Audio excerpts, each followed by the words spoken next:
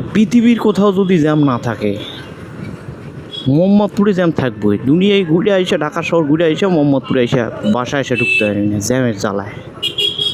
কি একটা পরিস্থিতি, এত জ্যাম মোহাম্মদপুরে ঢুকায় মুশকিল হয়ে যাইতেছে।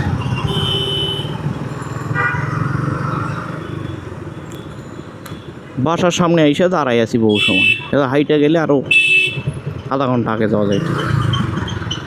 কি একটা পরিস্থিতি।